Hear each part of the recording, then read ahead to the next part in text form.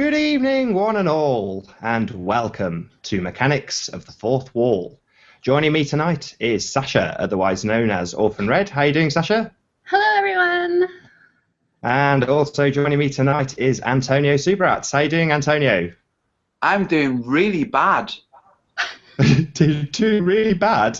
That's not a good start to the show. Not really. It's just, there are people out there who like negativity, so, I just thought I'd start on a bad point. Fair enough. Well, I was hoping to start the show, Antonio, by talking a little bit about Cinderella, and anybody who's watching or has watched the show before may automatically assume that we're going to start talking about subliminally planted messages and hidden meanings to that movie. But I'm hoping at this point to actually hand over to Antonio, who will give us a little bit of an alternative explanation for the movie or the story of Cinderella. So if I can hand over to you, Antonio, maybe you can start us off there. Okay, thank you very much. So I take it most of us are familiar with the story of Cinderella, and I'll also bring in the story of Aladdin. Now, Cinderella is poor, but despite being poor, everything goes fine for her. It goes fine because she's beautiful, but that's just the reason for it going fine. And she happens to have a specific sized shoe, and it fits. But the crux of the story is she's downtrodden and she's poor. Now, Aladdin is homeless and poor, but everything goes fine for him because he finds a magic lamp.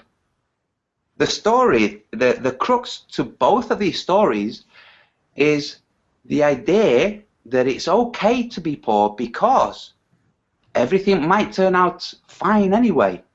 And we hear this as children, and we live through life, and we've got that story in the back of our minds. If you're a girl, you can consider yourself Cinderella when everything's going dreadful. If you're a guy, you can consider yourself to be Aladdin. And what it does is it kind of grounds us to a notion that poor is fine. And although poor might be inevitable under the current financial structures, it isn't fine. And if people didn't have those fairy tales, if they had fairy tales about somebody pulling themselves out of poverty through work, through endeavor, then we would have a different society and a different opinion about money and poverty. And that's basically it in a nutshell. Definitely. There's quite a lot of talk at the moment about making money from telling people about flat Earth. And if anybody's seen my most recent video about Daniel Pratt, the overriding issue that I had was that people are knocking people's work, and that's what this boils down to. People are working. And in the case of Cinderella, she's poor, but she's not actually performing any sort of job in order to earn her wealth. She simply marries a prince. And Aladdin marries a princess. Absolutely. So from rags to riches without any actual work being done along the way.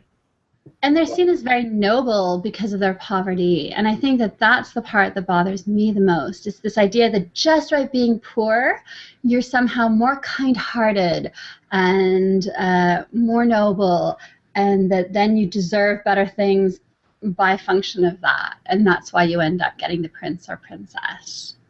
Absolutely. It's the nobility issue. I mean, again, back to Dan Pratt, the example I gave on one of his videos, I think the title was something like "Gotta Pay the Bills." Is it more noble to work for a nuclear power plant and then make videos about flat Earth in your spare time, as opposed to just trying to make the truth-telling element of it make you money? I don't see any reason why not to do that, but a lot of people do. I mean, what's your thoughts, Sasha? Well, I think that I have a certain amount of hours per day where I'm going to be at my best and productive and able to be creative.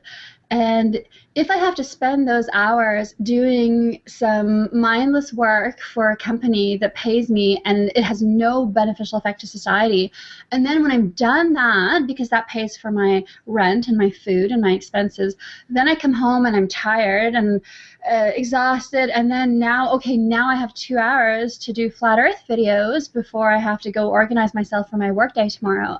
Then how does that benefit society more than if I say, I'm going to use my productive hours where I'm at my best and use that creativity and put it into flat earth material that I can then give to the community and get paid for that, so that I can still pay my bills and I can still pay my rent and my food, but I'm giving my best to a cause I believe in instead of giving my best productivity 8 hours a day to something that doesn't actually help anyone, right? And so I think it's great if you can use your skills and your talents to work in a way that promotes the flat earth and get paid for your time doing that, so that you can put that becomes your priority, I guess. I can't see chat, so I don't know if someone can message me on how to see that. I think if you go to... Sorry, Nathan, go ahead. That's right. I was just going to say, if you just go to the live feed, just make sure you mute it. You just have to load up the actual the video itself, and then you can watch the live feed there. Okay. On YouTube, yeah. Okay. I mean, before I get your take on this, Antonio, I know that, again, in the video I made earlier, I pointed out that what Patricia Steer is doing is extremely difficult. She's building a brand, and she's taking that brand to the next level. That, to me, is amazing. And jealous probably isn't the right word, or maybe not even envious, but I certainly look up to and admire people who have the tenacity and the drive to do that. So to see other people ridiculing that is just abhorrent. Well, it shows lack of thought in the person doing the ridiculing, because the truth is, any endeavor that's going to make any kind of money from the flat earth is going to make money by an avenue that promotes the flat earth. There's no other way of making money with the flat earth truth that doesn't involve exposing it to a wider market. Now, the term market is a financial term, but it's also, we can see it as a wider sphere than just YouTube, where we are preaching to the choir. So if I walk through my market, my agora, and I see flat earth t-shirts, I'm going to think, well done, that person that printed them. So I'm hoping to print some myself, but I would say, dude, good idea. Now, if that person makes money from that, I'm still thinking it's a great idea because it's putting it out. Now, people, we have our good idea. Oh, Sorry, that was me. that's okay. So, oh, 1 second. So we have our range of thoughts that are available to us, and out there in the flat earth community, there are many, many other minds that have thoughts and realms of thoughts that are not available to us. And if we say nobody should make money from it, we have no idea what thoughts those other minds would arrive at that both make money and positively promote the flat earth. Now, the making money thing is an incidental, is almost inevitable, is impossible really in our society to do anything that reaches a wide public, that's done for free, and that is not criminal. Because you can graffiti on walls for free, but that's criminal. So it looks like you're forced by the system that Dan Pratt so hates and that we all see the cracks in and the problems with, but it's a system that exists, and it's a system that has law and punishment and can gag you.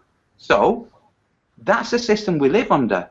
So let's consider that that system was bright sunshine, okay? You get sunburn in the sunshine, so you have to deal with it, but it doesn't mean you can only do things at night.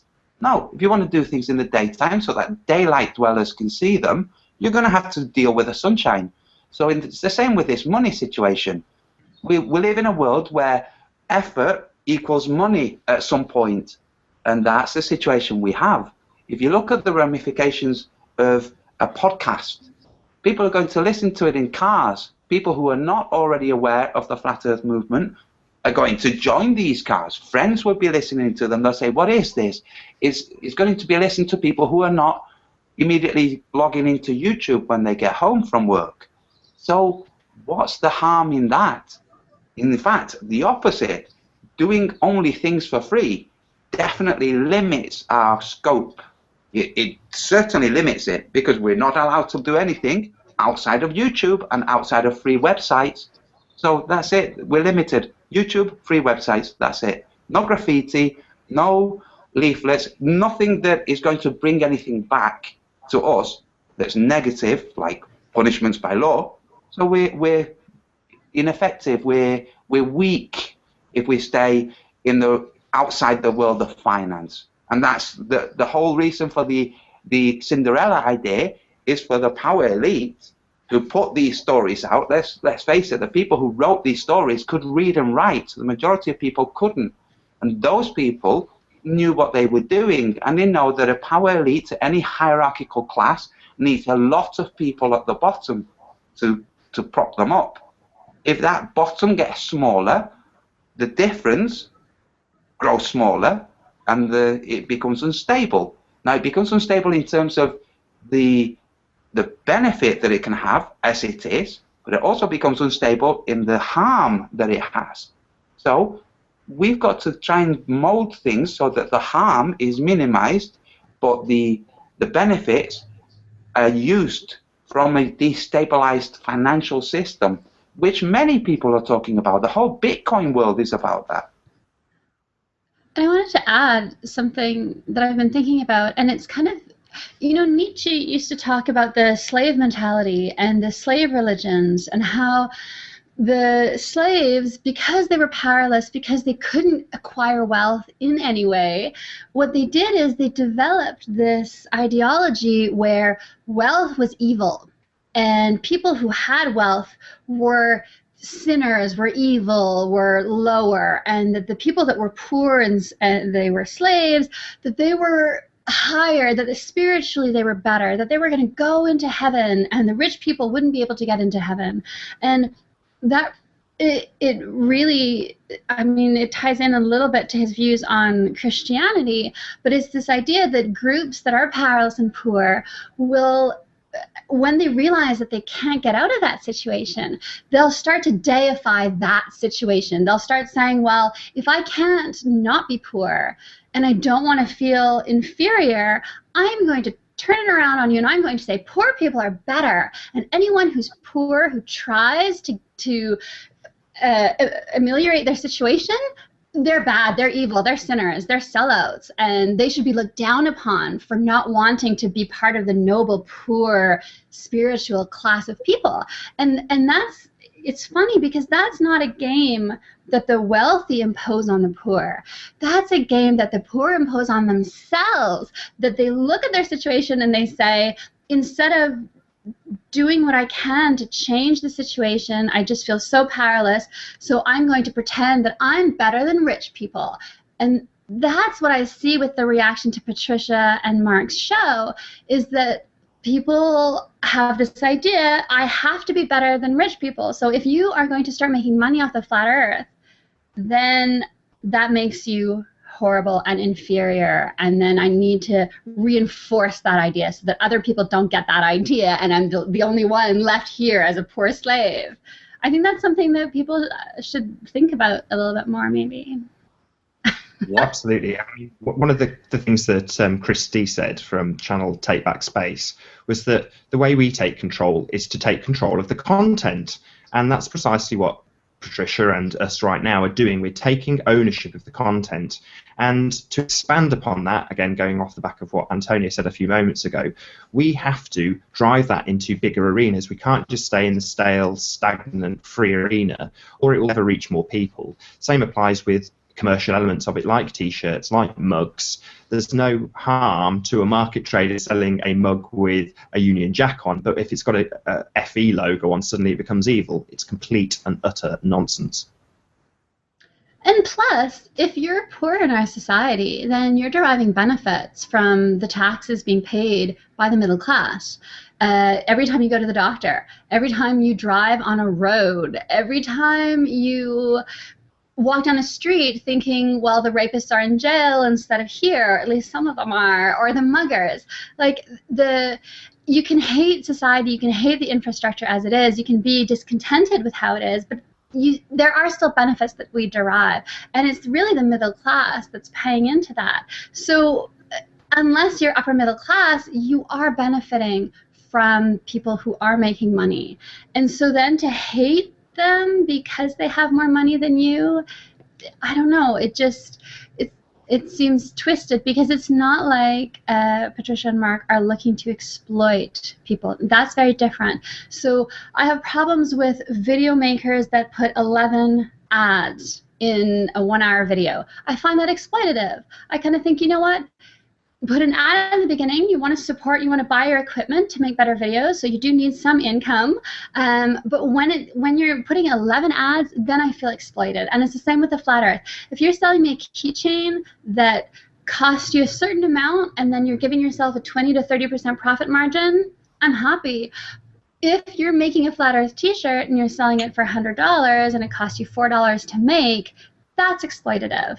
And so I think with Mark and Patricia's show, they're not exploiting people. They're not exploiting the flat earth because they're not going to be charging $100 a month for access to the archives.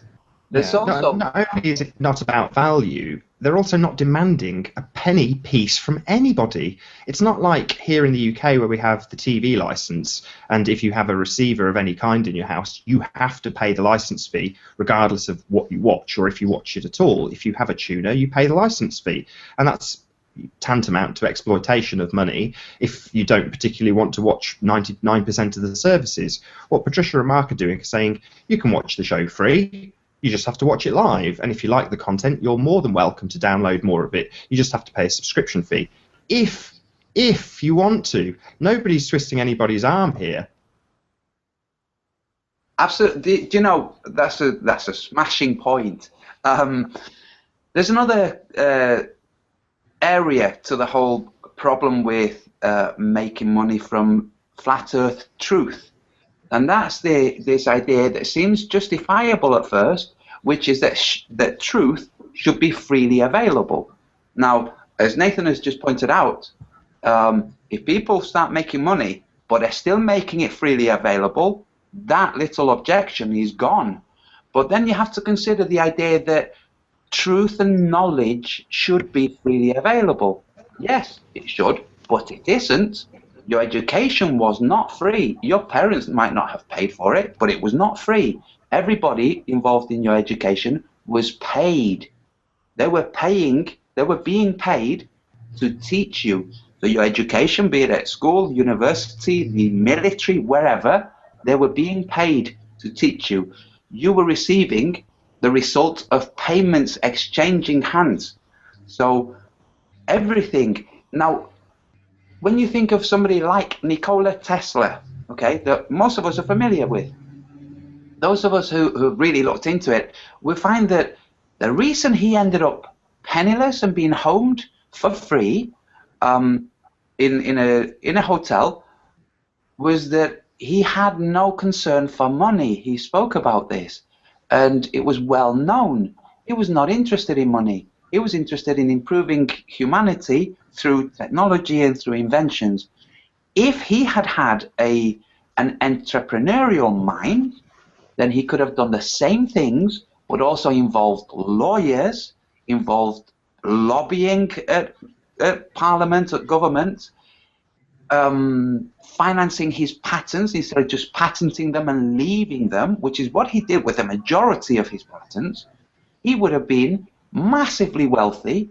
Does that mean that he would have gone from being this person who wanted to improve mankind overall to thinking, forget not mankind, I just want to leech from them? No, he wouldn't. He would have still progressed humanity, but he would have done it better. And I think, you know, unfortunately for him, because of his background, the idea of poverty and the result of your labors having a value higher than money, which is true, there is a value higher than money, but money can be involved too. So look at the world we have. His technology on free energy, gone. Now there are people in Serbia who are developing the tower, but they're having to use money to do this. One of the guys financing this is the guy from PayPal, Elon Musk, and other wealthy people are financing these things. You know, nobody's going to give you steel and copper and labor for free because it's just not going to happen.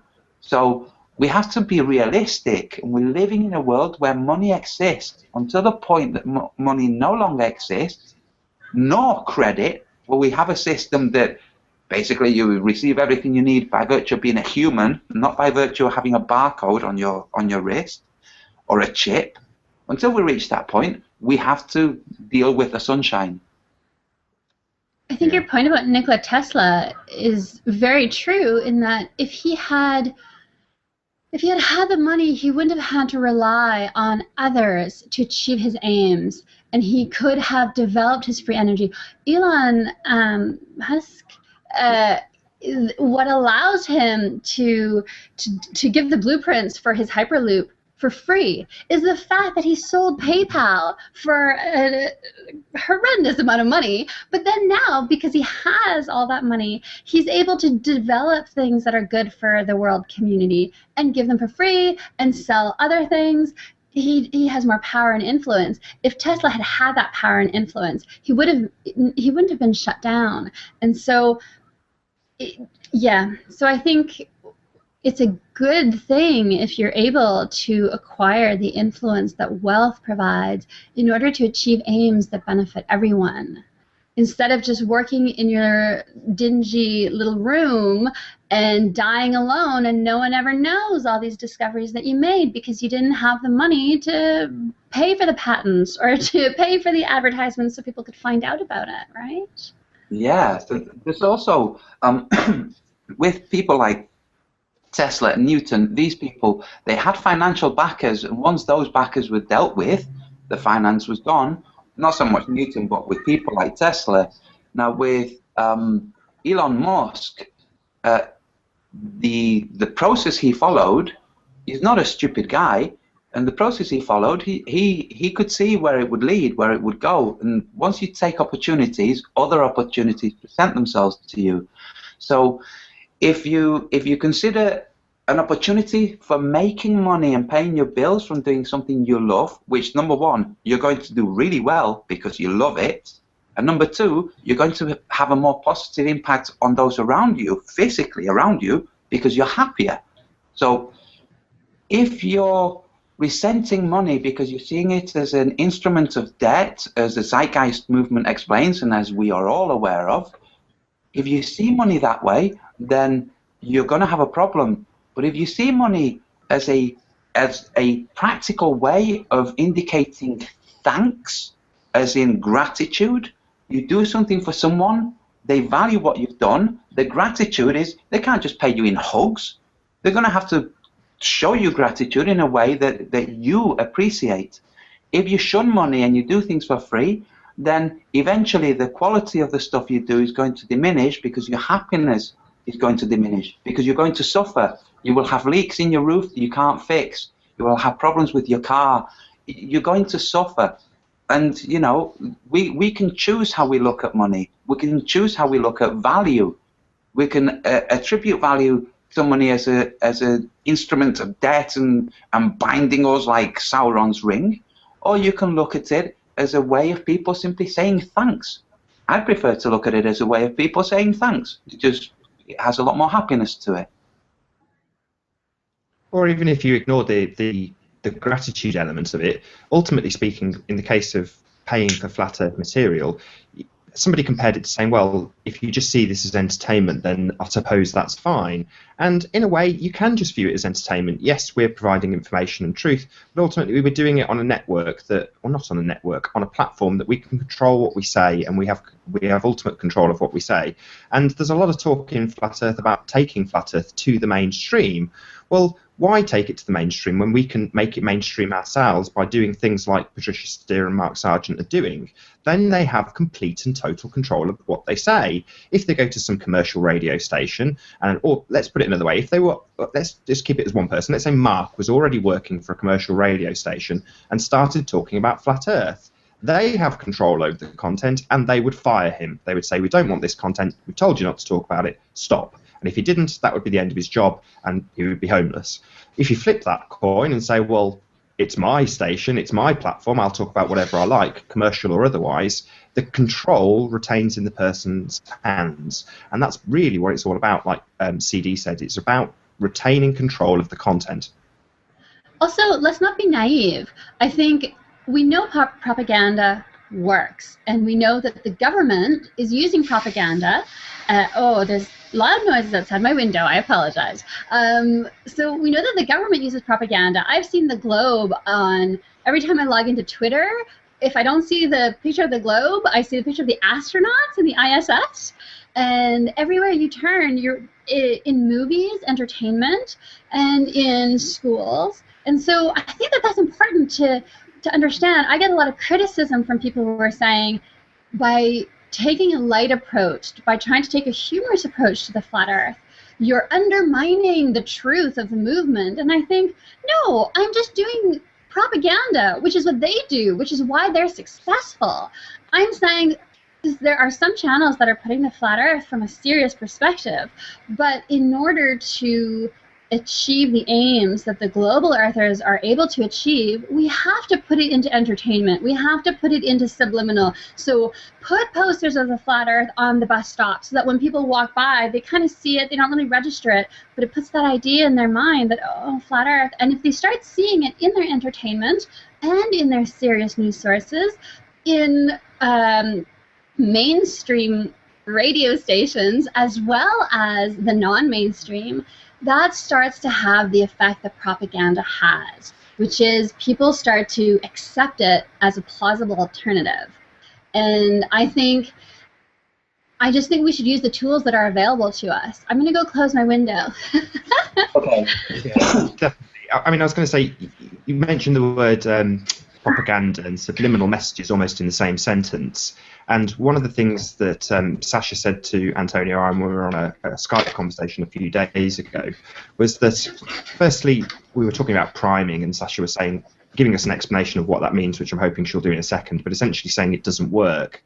And from that, she explained that, I'm going to steal your thunder here, Sasha, I'm really sorry, but you were saying that a lot of the advertising is actually done using more of a sort of psychological approach rather than a subliminal approach. Could you maybe expand on that a bit, please, Sasha?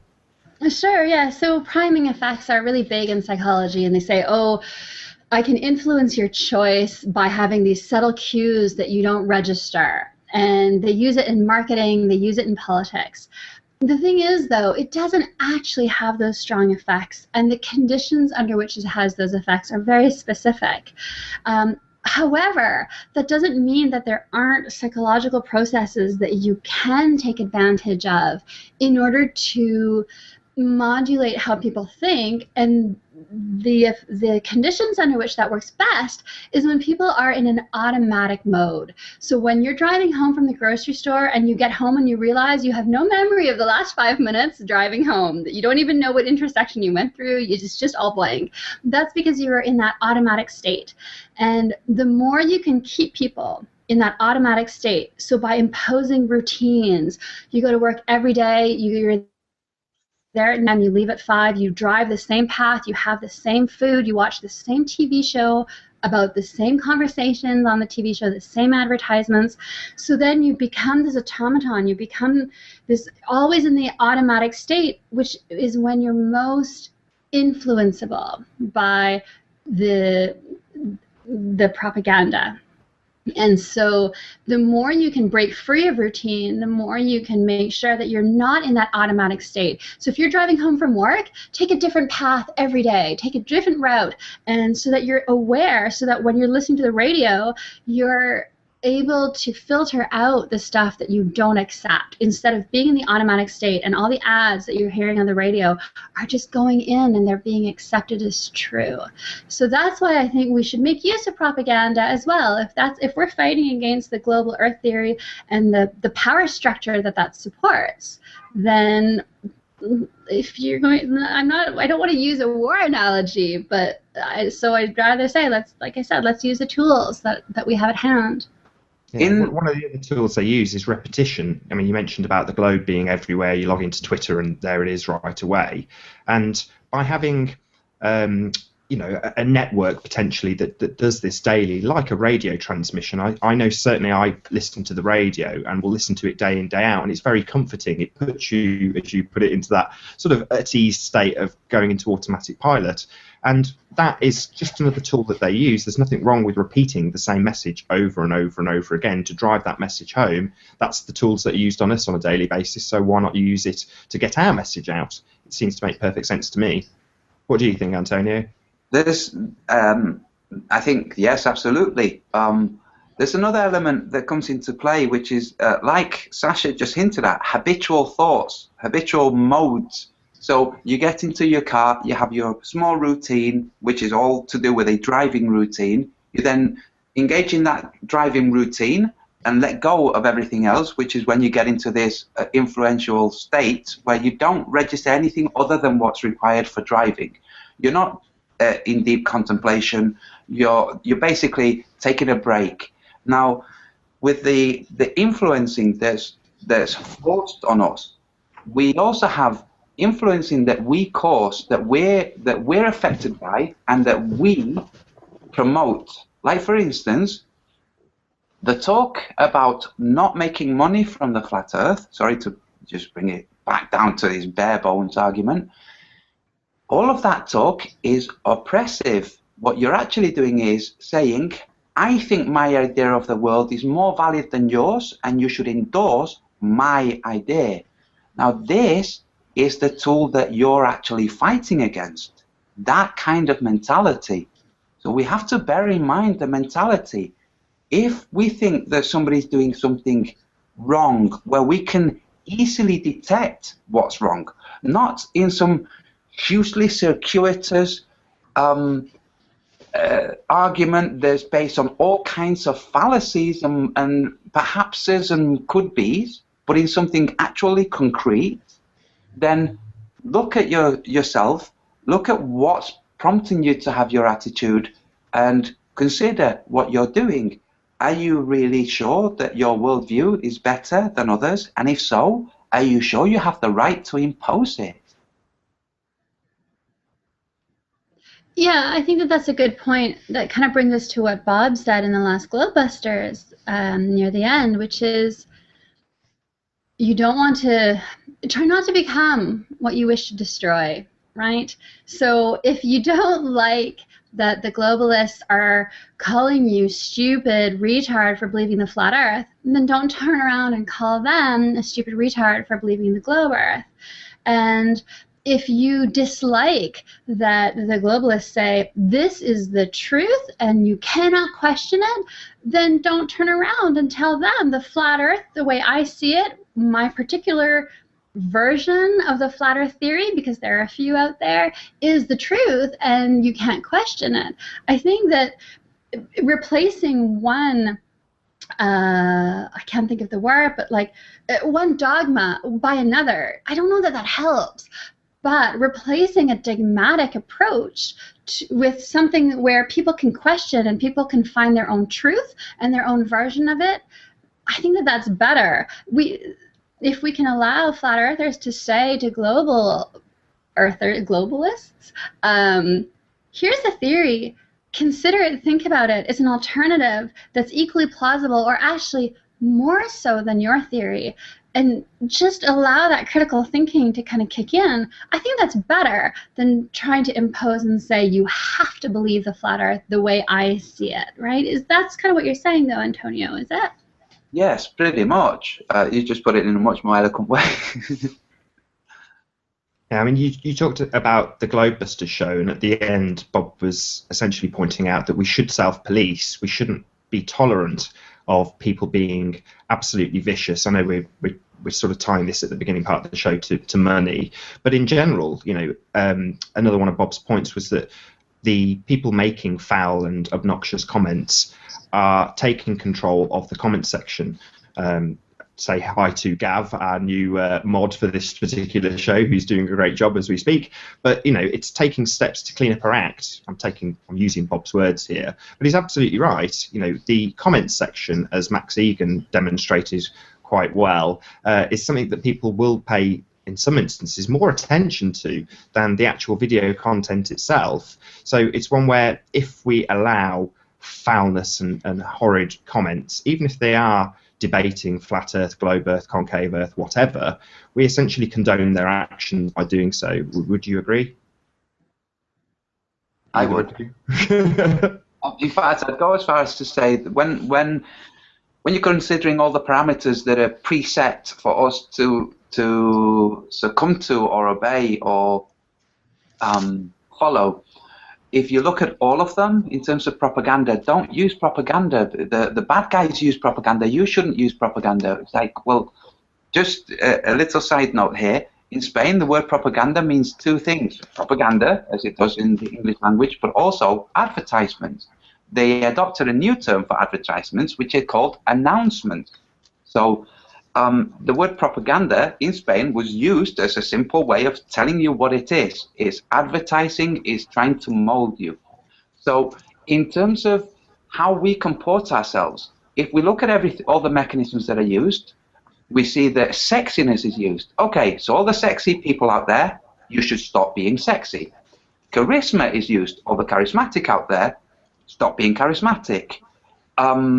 Elaborate language or turn of phrase or likability, amiability, all those things are used. We should all drop all of those. No, it's not going to work. What we would have is something tasteless, something useless. It wouldn't. It's asking for the unreal. So let's get real. Yeah, because propaganda is, I mean, they've spent a lot of time developing it because it works, and so it'll work for us if we use it, but if we just stand around and do the opposite, then that's been demonstrated to not necessarily be the most effective way. One thing I wanted to ask, so sometimes in comment section, but maybe more so on Facebook, I find myself debating or discussing with someone, with a global earther,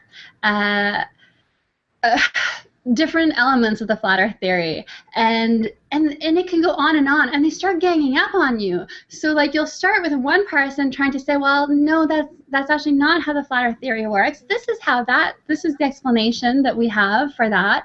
I was talking to someone yesterday on Facebook about the horizon and the ships going over the curvature of the earth, and I spent maybe 45 minutes back and forth and trying to find evidence and trying to explain it to him in a way that he could understand, and then finally, like, he was very stubborn, and then his friends started joining in, and so then I was all being ganged up on, and I couldn't even, there were so many comments that they were making that it was really hard to answer to all of them, and eventually I just had to go have dinner, and then after dinner I just didn't have the energy to go back to it. But I was thinking it would be nice if other people from the flat earth community could back me up. I was actually going to message Joey Roca, because he's fantastic for that kind of thing. He's really good. He has all the information, and he's very polite, and he kind of gets it out there.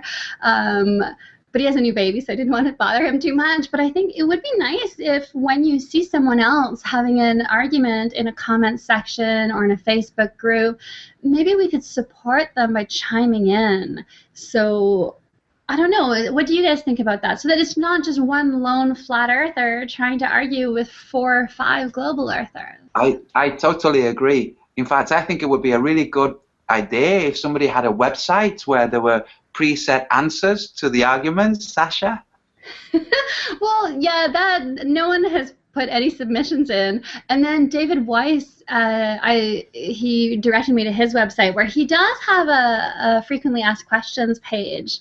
But that's one place. I think that if we can have that kind of same thing in different places, that would be great. So yeah, feel free to go to my website and submit submissions and tell me how to organize it better so that it's more helpful for you, for everyone, right? Because that's the thing. It would be nice to have people help in the moment so that you can kind of hand off, say, hey, Antonio, this guy on Facebook, can you help me with this conversation? But also, yes, to then also put your answer on my website so that then the next time someone says that exact same thing, which they do, I can just go take it from the website. Yeah. Do you know what? When people, usually what happens is when somebody's making comments on YouTube, what I've noticed, somebody will make a comment, somebody will respond, and they're engaged in this situation. When somebody else comes along, be it a globalist or a flat earther, they will chime in often. And it's just a case of being aware of the situation. So if you're dealing with this and nobody's aware that you're dealing with this, then, you know, chances of somebody just accidentally stumbling across it are pretty small. So I think the minute you get engaged into one of these, just pass it, tag or everybody else that you know, just tag them. And, you know, if we come up to a term, I don't know, support or whatever, when people see that in the link, and there you go. You know, people, if they're on, they'll just come and see what's going on and jump in. And yeah, mutual support is. I wrote down in my notes. I can't remember which one of you actually brought up this subject when we were talking a couple of days ago, but about the bystander effect. Who wants to take on that one? Oh, Sasha. Sure, I'll take it. So the bystander effect is when something is happening, something horrible is happening, and no one helps because everyone looks around and says, oh, there are a lot of people around, so someone else is sure to help. And so then nobody actually ends up helping.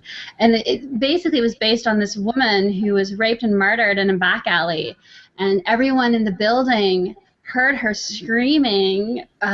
She was screaming and screaming, and then finally he stabbed her and she bled out. And nobody called the police. And when the police were asking everyone in the building, like, why didn't you call the police? Could you not hear her screaming? Everyone just said, oh, well, I just assumed that someone else would call, and nobody did. And the more people around, the stronger that effect is. So I think having a call to action would be great. And even maybe a Facebook group of people who are willing to be called to action, so that you could just go into the group and say, I'm calling you to action, come defend. Yeah. That would be lovely. Yeah. With the bystander effect, one thing I've noticed is a lot of the flat earthers, even with the bystander effect, it just so happened that that neighborhood, everybody there was somebody who suffers from bystander effects, because not everybody does. Just like with the experiment with the electric shocks given for the wrong answers, not everybody carried on pressing the button. So actually, Antonio, that's a really cracking point. Can you talk through exactly what that experiment does? Because many people may not be aware of it. Okay, so that experiment, it was conducted in the US, and it was to see how people defer to authority. That was the experiment. But what people thought that they were engaging with was a reward. That's what they thought that they were engaged in. So the person on the other side of the screen, an actor, would be asked a question. The reward was lack of pain, and the punishment was pain. So the first answer they got wrong, they had to press a button of a certain voltage, and the person, you know, would say, "Oh, ouch," or whatever. As the questions, as the number of questions increased, being wrong, the actor was answering in a more distressed way to each question, because obviously the pain was increasing. And those who suffer from bystander apathy were also the type of people who would carry on pressing the button because they were being told by a guy in a lab coat with a clipboard to press the button. And so they did. They deferred to authority, even to the point where they believed they had killed the actor in the other room. Now, the actor wasn't actually receiving any shocks. You know, it's all part of the experiment.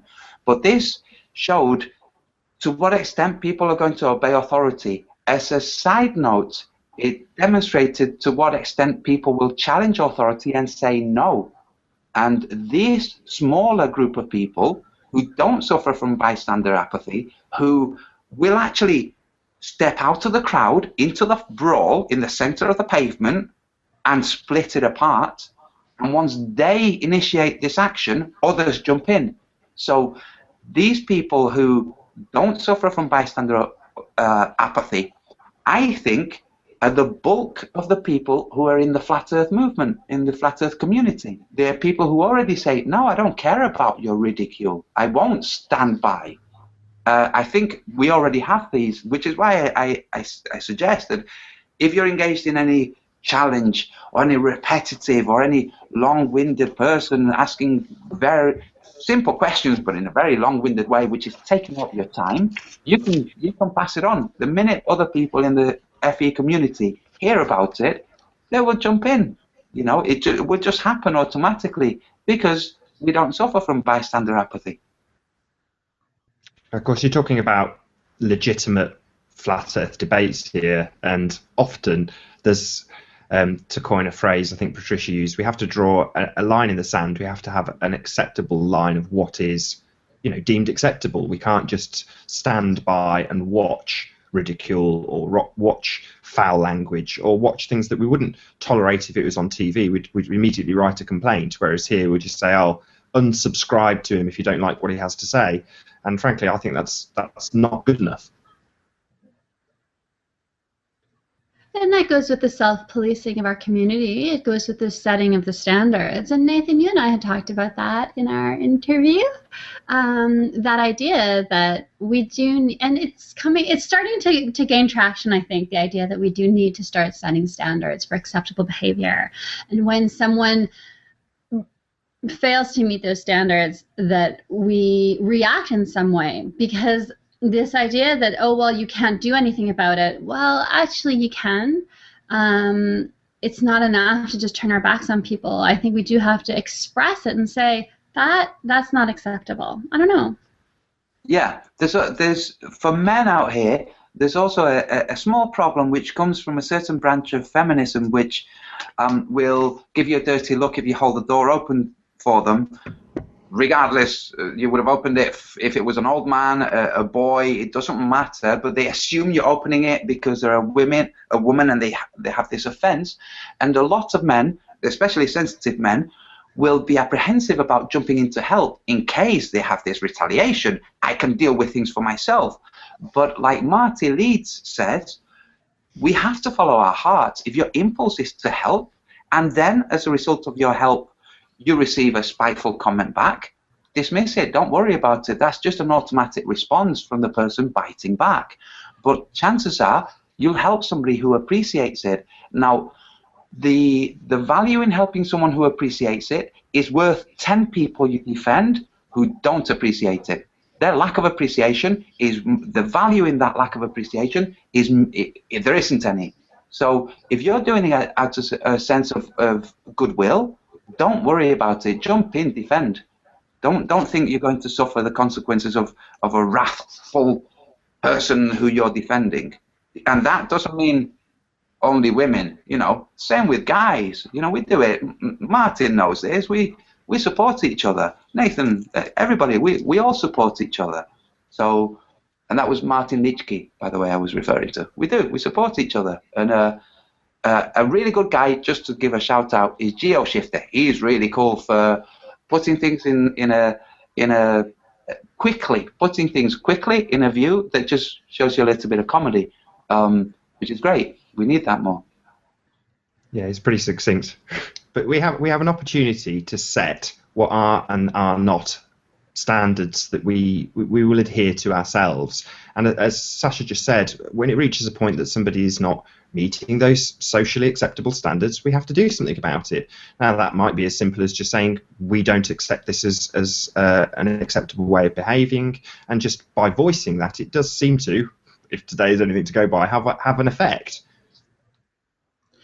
And one thing I wanted to ask is, what do we do, and do we do anything, when people are trying to defend the flat Earth, but they use wrong arguments that are clearly flawed or just outright wrong? And so their intentions are good. They're trying to, or videos that are made, let's say. So I did this recently where there was a video made that I was trying to support the flat Earth, but it just didn't make sense, and so I just kind of commented privately, like, this actually, it's not quite how it works, because I think part of the self-policing, do we want to look at some of the arguments that happen are because people, globalers, have a misrepresentation of the flat Earth idea.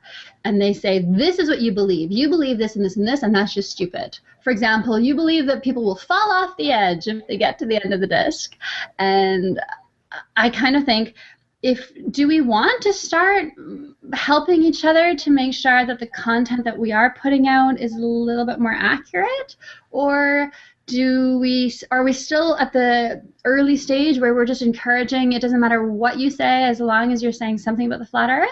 Or have we kind of grown past that now, and now we can start saying it's great that you're trying, but here maybe, I don't know. Do you see where I'm going? Yes, I think that's a really good point. I think it's there are flat earthers out there who have who see the wider picture, the wider significance, and there are others who don't. There are those who just see it as a rebellious move and can see the significance in terms of the practicality of the flat earth, but the wider aspects they don't see. They see resistance, challenge, they see those things, and you know, good luck to them. But in terms of helping people who are mistaken, when we think of how we would ourselves deal with somebody correcting our mistakes, you know, I absolutely welcome it. Those who don't welcome it, it's the same as when you're helping somebody who might bite you for having helped them. Help them. If they bite you, dismiss it. Don't worry about it. But I think helping each other is a valid point. In fact, that's what we all do. We put videos out there that are going to have a helping result. You know, that's all the flat Earth videos are about. That we're not directly. I totally agree with what Sasha just said in terms of putting, you know, if you want to call it the olive branch, whatever. But we are beyond that stage where we can just say, great, they've made a little video. No, it's not completely accurate, but that's fine anyway. It doesn't matter. It just gets the word of flat Earth out. Well, Max Deegan was quick to point out that our act isn't as shiny as it could be, and Bob reacted to that by saying, well, he's right, we should clean up our act. And part of cleaning up our act is making sure that the information that is out there is accurate. The only thing I would say, and this was Jaron's response to that from Max Egan, when he was talking about people putting out things as absolute fact, and Jaron sort of said, well, I've put out maybe satellites don't exist, and it's there for impact. Obviously, in the video contents, he explains the context of it, but the impact is part of the propaganda that we've stolen from the mainstream media. You may not necessarily mean what you put in the strapline at the top of the video. It's just there to get, you know, clicks. But that's what this is all about, unfortunately. Would either of you agree that that's the right thing to do, or would you say it's the wrong thing to do? I think Sorry, go. Well, I think it's the right thing. Like, I think Jaron was correct in that title your video so that it does get attention, so that people are exposed to it. And that's different from having wrong content in your video. So he can put his title, satellites don't exist, and then make a video saying, you know, this doesn't actually make much sense, that these satellites is probably not true, without having to say in the video, satellites do not exist. So I think that that's that difference, that nuance. That's, I think, was something that gets lost in a lot of the flat earth stuff, is the subtlety. You know? I think I'm going to start having naked pictures of women in my thumbnails. You know? There, it's going to work. People are going to click and podunk flat earth. No, really, I'm joking. Well, but it would work. No, but I started watching this YouTuber, Phil DeFranco, several years ago, and part of the reason why was that, yeah, his thumbnails were always these very sexy women looking attractive, and the titles were always kind of intriguing. And in every video, he would talk about the news, and he would actually give really good information. And I liked his perspective, but then at the end he would be like, and here are some sexy women, and it's completely demeaning. And as a feminist, I was, oh, this is so offensive, but I would still watch. Yeah, you know, I really like watching the People Are Awesome series. I don't know if you've seen them. They're brilliant, you know, from all around the world. So these people are awesome, and then there's women are awesome, and always, you know, a group of beach bums, you know, really sexy women, and I think, oh, cool, let's see. And that's never in there, you know, that little clip is never there. I think, damn it, but I really enjoyed it anyway. But yeah. Remember Will's Guitars doing a little anti-flat earth piece, and one of the things I noticed from his videos was that he was actually putting in like a stripper at the beginning, and it's exactly the same principle. It's just there to hook the audience, but even though the video has absolutely nothing to do with that first little clip. It's just a woman in a bikini saying, "Welcome to all easy guitars," or something a bit more crude. But you know what I mean. He's just playing the system to get more views. And in most instances, so long as it's not deeply offensive, I don't see anything wrong with that particularly. Well, can we use sexy men? Because we need more women in the movement. So let's use Ryan Reynolds looking sexy in his little outfit in the middle of our videos. That would be nice. I don't want to support the objectification of women. I don't want to support the idea that we're going to use scantily clad women in order to get our message across. I think that if it's done in a playful way where it's kind of, I don't know, it's a very complicated topic, and people will be offended, and then some people will like it.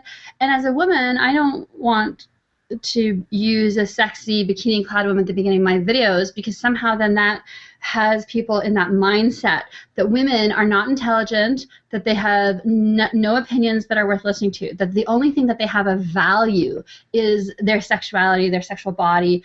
And also the bikini woman, it does something in your brain. You see her as an instrument rather than as a whole being person. So I have a lot of issues with that. But at the same time, I think, okay, but we do want to use cultural norms that are effective. And so I think maybe just using sexiness, so sexy people, not a woman in a bikini, not to the point where it becomes offensive, not just the bum, because then you're using a piece of a woman. You're not even using a whole woman. That's offensive when it's just a body piece, because it's really this dismemberment. Sorry to jump in, Sasha. The picture was women at a beach. They look like volleyball players. It was sunset. There was more than just the bums, you know. But they do get into that position, you know, when they're waiting for the serve. I thought, oh, cool. You know, I thought it was going to show volleyball, but also sexy bums. And yeah, I know what you mean. To objectify the women is the wrong thing to do. Is what you... Yeah, I think the Tim Deluxe. Go on. Go ahead. I was going to say, I think slogans work. You know, the word sexy, you know, women are going to see sexy and think sexy. You know, sexy men. Lesbians are going to think sexy women. Everybody's going to think sexy. I think a slogan like, if you thought the globe was sexy, wait till you get a hold of the flat earth. Now, people are going to go, what? They're not going to stop to think, well, I never thought the globe was sexy. They're just going to see the word sexy. You know, wait till you get a hold of. Yeah. So I'm going to do that. I'm going to put that on a T-shirt. I mean, this is maybe a nice little segue into a slightly different topic, which is along similar lines as what we started with, i.e. people making money from Flat Earth, which is people being successful for being better looking, which is a natural thing that happens in society. Sometimes people who are better looking will do better than people who are a complete howler. And this will often be used against the person who's genuinely entrepreneurial or genuinely good or genuinely talented, and they're told you're only successful because you're more beautiful than, well, they won't get told that, it'll get dressed up in a load of nonsense, but ultimately speaking, the overlying impression that people give is that they're, do I use the word jealous? Is that the right word? Yes. So people will basically say you're only where you are because you're good looking, and again, it's belittling to a person's actual talent and actual ability to say just because you're easy on the eye, that's why you've got where you are. Again, complete and utter rubbish, but has some degree of truth because that's how people are wired. Well, yeah, so I show my cleavage in my videos, and I get comments about it, and I kind of think, on the one hand, if people want to see breasts, hello, you're on the internet. There is an ocean of pornography that's free for you to access. So it's not like people are so desperate to see cleavage that they're only going to watch my video for the cleavage. Well, no, because they can watch porn and get a lot more out of that. So I always think of it as, if I have to watch an informational documentary, I would rather watch one that includes a little titillation, an attractive man presenting the information to me, and have it be a little bit sexy, because it just makes it more fun. I'm still there for the information, or I'm still there for the entertainment or the facts, but it makes the experience more pleasing. And that's the thing with beauty. There are a lot of women and men that are making vlogs on YouTube that are boring. And no, they don't get that many views. They do at first, like some of the very beautiful women who are, not wearing much and they're just not saying much either. They'll get a lot of views at first because they're just very attractive and they're very sexy, but then after a while you see it drop off because their content isn't there. You look at Nicole Arbour, who's very controversial, she's very sexy, but her content is there. She's entertaining, she's on point, and so then she has all the views, and people say, oh, it's because she's wearing this old tank top. Well, no, because free porn everywhere, so that's not the reason why. And I think that that's the thing with what you're saying. If there's an attractive man talking to me about the flat earth, yeah, I may be more likely to click on that video and sit through it longer. But if his content is not worthwhile, I'd rather just throw on a Ryan Reynolds movie. I don't think Brian Mullen needs to oil himself up to make his point heard. But it would be great if he did. Well, I was putting the idea out there. You never know. Oh, I had a great thought today. Totally nothing to do with anything. Well, kind of. What was it? Yeah, homophobia is so gay.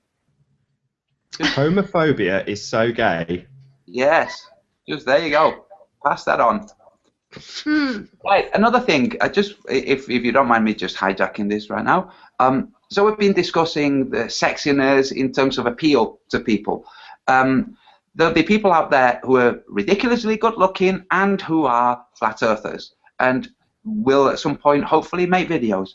There are people out there also who are not ridiculously good looking, but if their quality is kind, everybody has an imprint of who's their perfect human being, their perfect opposite. We all have this. It's made out of fragments of images and whatnot. So when we have somebody whose gentleness and goodness and inner beauty shines, we see their beauty. We really see them. And we if they don't match our imprint of the perfect other, we start to redraw that imprint. So if you have a woman of a specific type that you've never considered as a potential partner, and they have such beauty that you're really drawn to them, their content, their tone, their persona is so appealing to you that you start to redraw your ideal. Part of your ideal is made out of your opinions and your interactions with people. So this is just, to point out that we're not talking let sexiness be the ruling factor. It's like, no. This is just as an element, as an advertising tool, as an advert, as an attention call.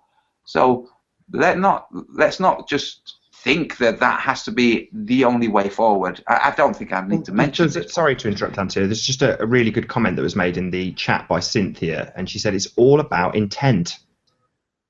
Yes, it is. So if you have a sexy woman whose intent it is to pass on really interesting information, that she's sexy, it's just incidental. It's the information that's important. And then obviously you're going to have your thoughts about, wow, this person who's so sexy is also so intelligent. That's really cool. But you're not going to dismiss the information, and also you're not going to, by virtue of paying attention to the information, dismiss the sexiness. Just like when you're watching somebody who you don't find immediately sexy, you're drawn by the information, you then notice the qualities and I'll give an example. Cheryl Tenpenny, the woman who exposed the huge fraud in vaccination. You can see that this is a beautiful, kind human being who has suffered massively to expose this. Now, when you're watching her explanations, you're absorbing what she's saying, but you're also guessing and supposing and imagining what she's like as a presence, if you were near her, if you were talking with her. So these are qualities that we're all aware of, but if we don't voice them, some people out there who might consider themselves to not be sexy might think, oh, well, I don't fall in the sexy category, so I better not, do anything that shows my face. Obviously, thankfully for me, I don't have that. I don't care that I'm not sexy, but so many people do think that. Say again. I said you are sexy, Antonio. Are you flirting with me again? We shouldn't do this in public. It's uncalled for. No, it's, you know what I mean. Yeah, it's I don't know. It's almost like the comment saying that it's intent that's important. It is, and we shouldn't write off people because of how they look. Just like Star Gods shouldn't write off Patricia Steer for how she looks, we shouldn't write off him for how he looks. Now, just to let everybody know, Nathan and I are going to collaborate on a video where we're going to deconstruct him because he's being viciously nasty. We're going to do this, and we're doing it with hand on heart. We're going to demolish him. Hopefully, he can pull himself together again afterwards in a more benevolent form, because right now he's bitter and vicious and nasty. If we stand by and let that happen, we're not being very kind to anybody. We're not being kind to him. Now, I personally aren't doing it solely so that he'll stop being so nasty and have a more rewarding experience of life. I'm doing it because I don't like bullies, and I would happily kick him in the balls, you know. But there is this possibility that he'll pull himself together afterwards and be a nicer person, because it's going to be a blow to him. It comes back, sorry to interrupt, it comes back to social acceptability. And in the case of Dan Pratt and Star Gods, it's easy to start making excuses for these people and saying, oh, well, because of their social or economic situation, then they've got, you know, a reason to be like this. They've got a justifiable reason for being like this. And we simply disagree. We say, regardless of their social or their economic standing, they have no right to be abusive. They have no right to talk in disgusting terms, which I won't repeat in the case of Star Gods, because it was filthy, you know, just nothing short of filthy. And we don't have to accept this. We can do something about it.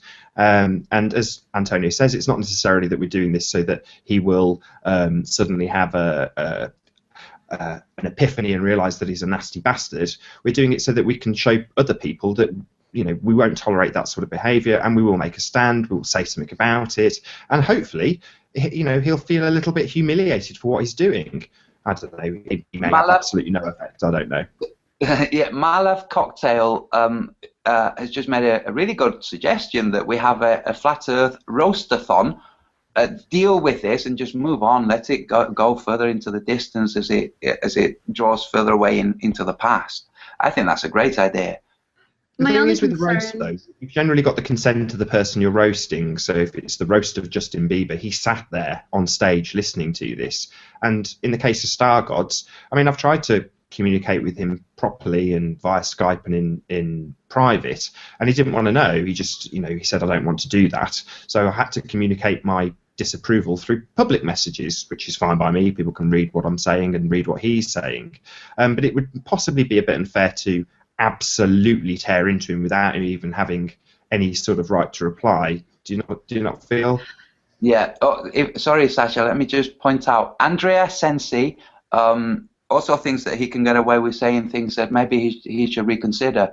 So yeah, it's not a case of going after those who don't kiss up to our asses. It's going after those who violently attack us. Just because you're not doing it physically doesn't mean that your insults don't have an impact, which is why you make them. You know they have an impact, and sometimes that impact means that you get a kick in the balls too. Yeah, and the problem is that by reacting to it, so if we use Patricia as an example, if she was to just lash out, people would criticise her. And today I've lashed out at Dan Pratt, frankly, because I don't care if there's any backlash towards me.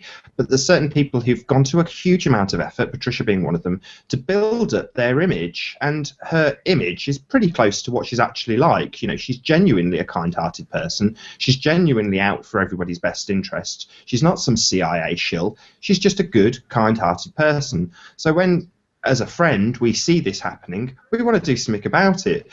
She's made it quite clear that she's not going to retaliate, and there's no reason why we can't retaliate on her behalf. It's not to say that she's coerced us into doing that. We just don't like seeing friends get hurt, and why the hell would we? It's like, it's like people fighting in the street, and you know, you see a big guy fighting a small guy, and you don't jump in there to get some kind of reward from the small guy. You jump in there because your peace has been disturbed by the fact that these guys are fighting, and I don't like my peace disturbed, you know? I think it's important, and I think it's great that we're starting to really be willing to act on this, on enforcing community standards. I think that's wonderful. I think we have to be careful of two things. One, of giving attention, though, because we don't want people who know that all they have to do is make a video being mean and rude to Patricia, and then that will get them attention and views, and it'll get them a response video from us, right? So that's the one thing that we have to be cognizant of. But secondly, we also have to allow for differing views, because we don't want this to be a dogmatic movement. So I would like the freedom to disagree with someone, and if I want to make a video disagreeing with them, I would like to be able to do that. So I think that as long as it doesn't become an army that's enforcing a dogma, because that's when things become dangerous. So, for example, when people were trying to tell me, you're only allowed to make this type of content, and you're only allowed to dress in this way. So you're not allowed to show cleavage, you're not allowed to be funny, or you're not, or try to be funny. If you're making a flat earth video, you have to be serious, it has to be informative, and you have to cover up.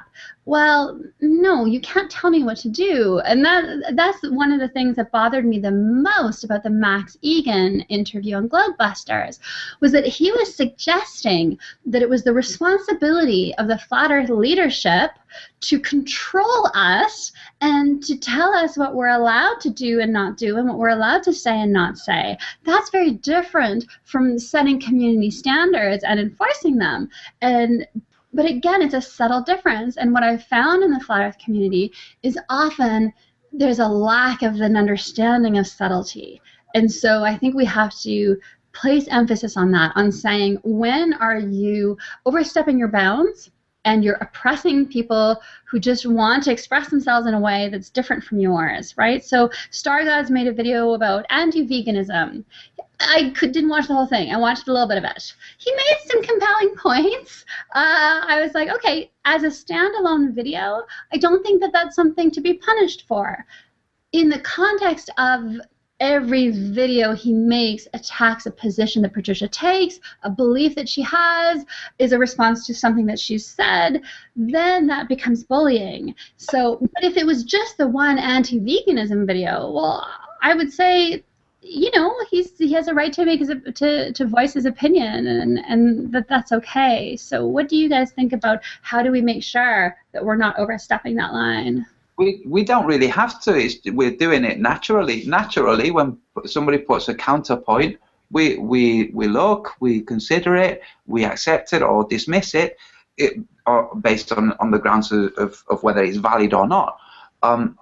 When it's a personal attack, like you said, when it isn't on the quality or the information, but it's just a personal attack, we don't have to have any kind of checklist to see, okay, is this not addressing a comment? We can just see immediately this portion of the video is just a vicious attack. It's needless. It doesn't promote his point. It doesn't serve what he's saying. This is just a bit of lashing out at the world. We can and do in society. If a child is lashing out, we restrain them. We don't let them carry on lashing out and maybe accidentally hit their younger sibling or the pet, you know, or hurt themselves. We do this as it's natural to us to stop people lashing out. And through this medium of the internet, people can lash out anonymously. Now, when people lash out with a video, then I think it's perfectly legitimate to not so much lash back, but use the equivalent of restraint. Now, we're talking in the world of video, so it's video back. You know, we don't need to set up a list of rules we must follow in order to make sure that we don't offend inadvertently. We all get when somebody's putting a point and when somebody is not, has diverted and has gone into an ad hominem. Yeah, we have to make sure that we don't just assault or attack back and become the monster that we're fighting. But I think we kind of, the majority of us do that just automatically.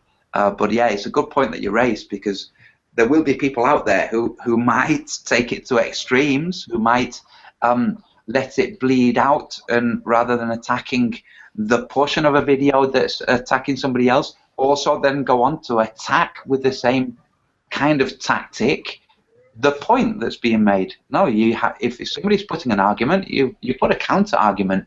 You don't start criticizing somebody's teeth. You know, it's just, it doesn't make sense.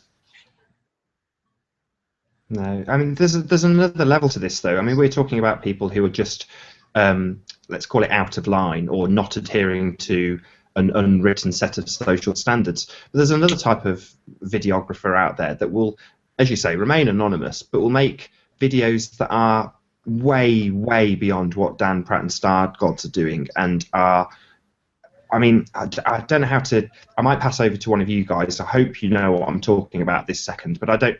I said this when we talked on the phone or on Skype. It's difficult to voice this without encouraging people to go out and look for what we're talking about. So I don't know who wants to pick up the bat with this one. Well, wasn't his? Say again. I was going to say one of his videos is about me and had me in it. I think so. Someone put up a violent, rapey type video about me and included footage of me, and then included footage of horrific activities. And I didn't see it because when people make videos like that about me, or if they make horror, even if they just kind of make negative comments, I just stop watching their videos, so I don't always know. But so then one of my Facebook friends or maybe one of my YouTube subscribers sent me a message saying, there's this video out there, but I've reported it to YouTube. And so then YouTube took action and pulled it down. That was the white knight coming in and stepping in so that I didn't have to go watch that video because I haven't seen it. I didn't have to go and watch that video and see that, which would have been really disturbing to me. So instead, a very kind person in the community kind of took care of it. And I don't know, I thought that was a good way of doing it. I think that would continue. That happened naturally. I take it you didn't ask this person, please can you monitor things in case somebody makes a rapey video of me. It happens naturally, doesn't it? I think it will happen more. This natural defending of others who are being unfairly attacked will just happen as people see videos doing this, the defending. Just like today's Nathan's video earlier today was brilliant. It had a lot of views very quickly because people feel the same thing. So without giving too much importance to the horrible video maker, it is important that we don't give more importance. Like a certain person who has recently made some very narcissistic, megalomaniacal videos. I won't say his name. Some people just thrive on chaos, on attention of any type, and if we don't give them that attention, they have to, find their sustenance elsewhere. If you don't mind, would you guys mind if we took this back, Sasha? When you and I have spoken, we've discussed some really scientific ideas. Would you mind if we moved to that, to things that you really know about, Sasha, like what you were telling me about the light and it being encoded? Can we go on to that? As long as you started off, I'm happy to. Okay. Well, it kind of has a bearing on the idea that the let's call it the ice ring, or the expanse of ice, that it might not be completely rendered until it gets to the point that an observer reaches a point where it requires rendering. Yeah, I think that really falls into the simulation theory. This idea that physicists have found and have established, and it's for decades and decades, that light is only manifested when we observe it and detect it. And not just light, but electrons and some bigger particles as well. And so and we can influence quantum effects through focusing our attention on them. So there is this idea that reality is not concrete and it's not as stable as they would have us believe, and that we can not only affect it, but that we shape it as we go and as we interact with it. So, and I actually want to bring something in that's not as related to this, but so there are all these different crystals that do different things, and I find light quite fascinating. And so you have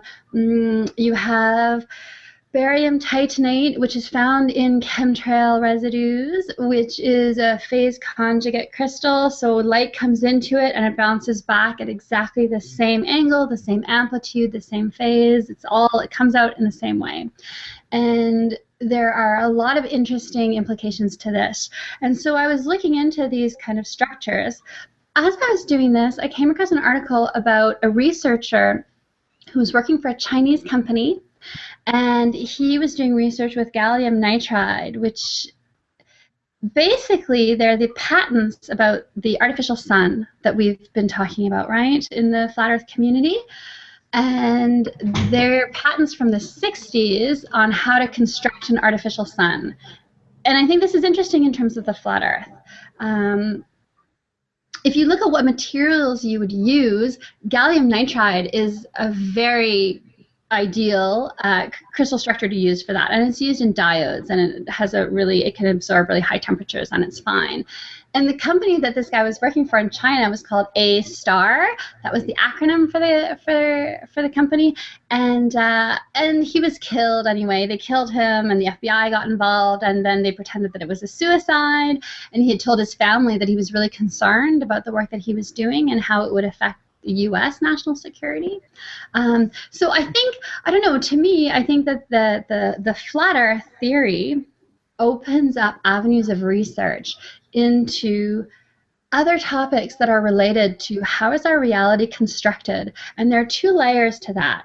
There's the layer of, are there artificial constructs that are starting to be imposed at the level of government or technological advancements that are used against us to manipulate how we experience reality? And then the second level of that is just the underlying structure of reality something that's somewhat artificial or that's somewhat manipulable by us? Yeah, I've gone off on a weird tangent. I'm sorry. Oh, no, that was cool. So we're getting onto like the mechanisms involved, the mechanics involved in the structure of what we call this world. So we have the subtle, soft elements like propaganda and information, and then we have the more concrete elements like matter, energy, and say the firmament. What's that made of? And sorry, can I interrupt here, Antonio? Because Sasha said something quite pertinent, which was that we can affect reality. And some people watching this may be familiar with the double slit experiment, but there was another experiment you mentioned on the Skype call we had a few days ago. Can you, I'm sure you know which one I'm talking about, can you just explain to the audience what that experiment is and how it works, Antonio, please? Oh, I don't recall, Nathan, sorry. A bit of water involved. Water. Oh, yes. You were saying the stream of water, the column. Yes. Go, Sasha, you tell it. Oh, okay. Well, just that they had set up a room, they had put enter above the door, and so that people weren't co-opted into participating in the experiment. It was a very voluntary basis. So people that walked by saw the word enter. If they wanted to, they could enter the room. If they entered the room, then they came to a glass window that allowed them to see into the area where there was a setup, where there was a little water fountain, but it was so precisely manufactured that it looks like a glass column rather than water. And by having people observe it, the water column goes from being perfectly coming out at a very regulated rate to spurting. So either the fountain goes up and down or it's kind of disturbed. simply through the effect of having a conscious observer interacting with it. And the people didn't know what they were doing. They didn't know what they were seeing. So they were just curious. They walk in, and then they see the water fountain change, basically, which proves that you don't have to be desiring an effect or even be aware that you're having an effect. Just by simple observation, you're having an effect on reality, on visible reality, not just on little things that you can't really see, but on the rate that water is coming out of this fountain. Antonio? It's called the observer effect. Is that correct? Yes. And the interesting thing is that the experiment was not set up to see whether or not people have this effect. The experiment was set up in an engineering university, in an engineering department of one of the best engineering universities in the UK, and it was because it is widely understood that things like gremlins don't exist. When somebody's computer packs up, and always his computer or her computer packs up, it's not a case of gremlins. It's a case of something more subtle happening, and it's been understood. You know, in the building industry, there are people. I worked in the building industry for a short while, and there are people who you just wouldn't allow to go on the higher levels because they had accidents, they dropped things, and there are people that don't. And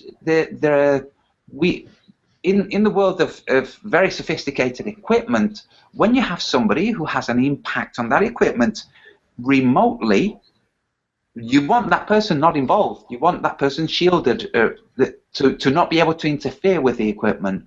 So the reason I thought that this was kind of pertinent, it came from your LIGO video, where you finish with the, I thought it was such a booyah moment when you say, and also at what point does the observer effect kick in?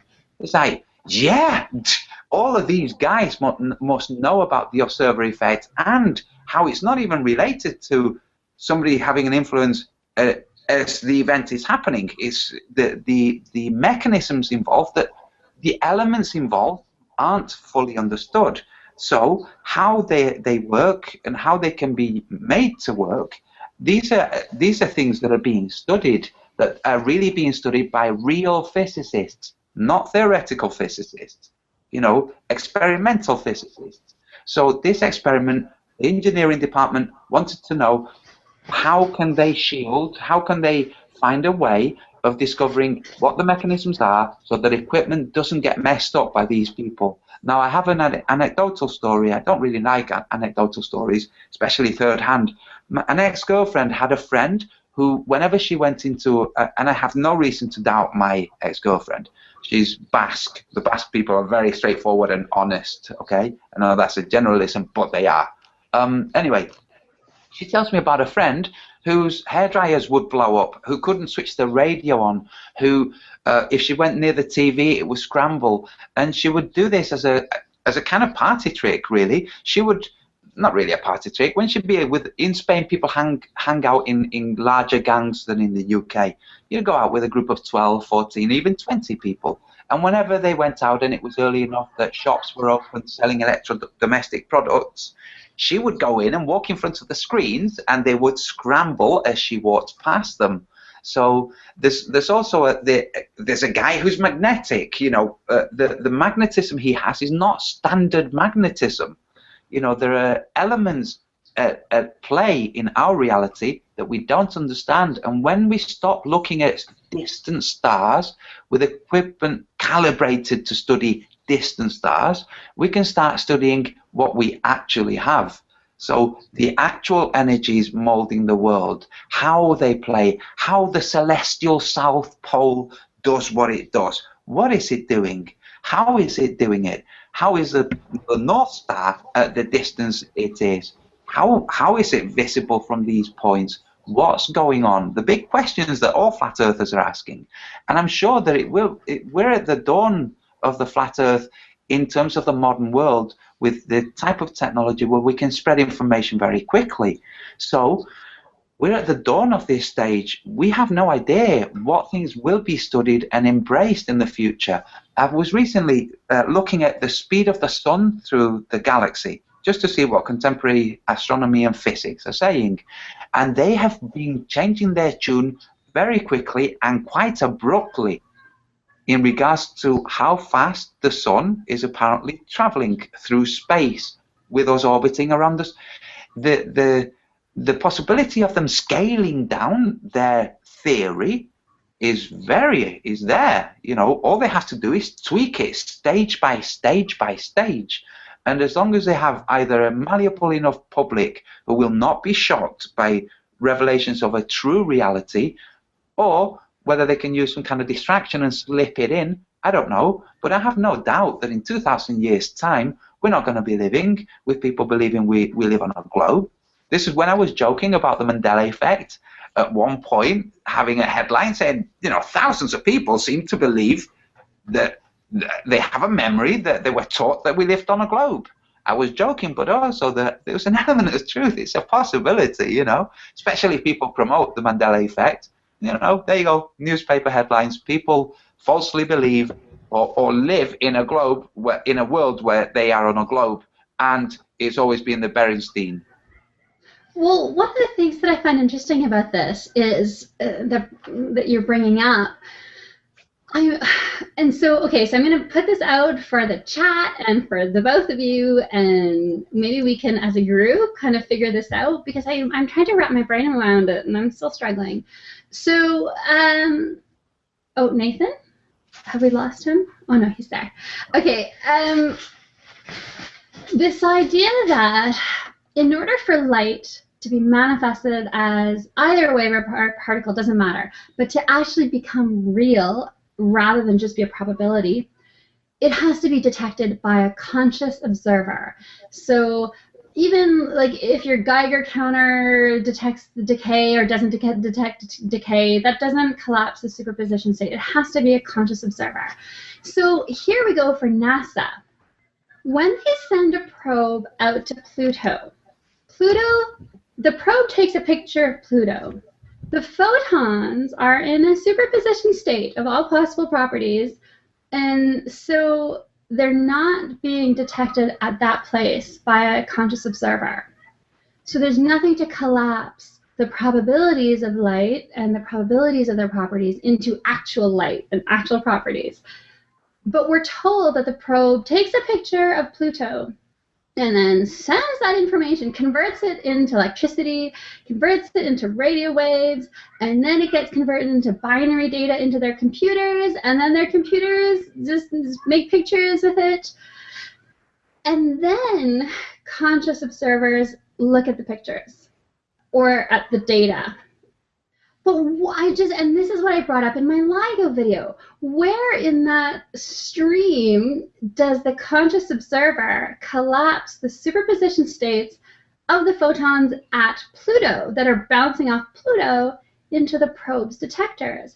And this might sound like a weird abstract question, but this is very real.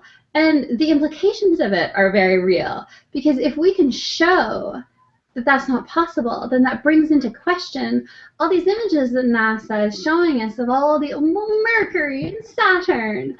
And so I think it's worth investigating. And then the alternative is, if by looking at the picture 2 months after it was supposedly taken, at such a distance that the actual photon wasn't detected by us, just the results of the data, then what does that mean about our ability to construct reality both in the past and far away?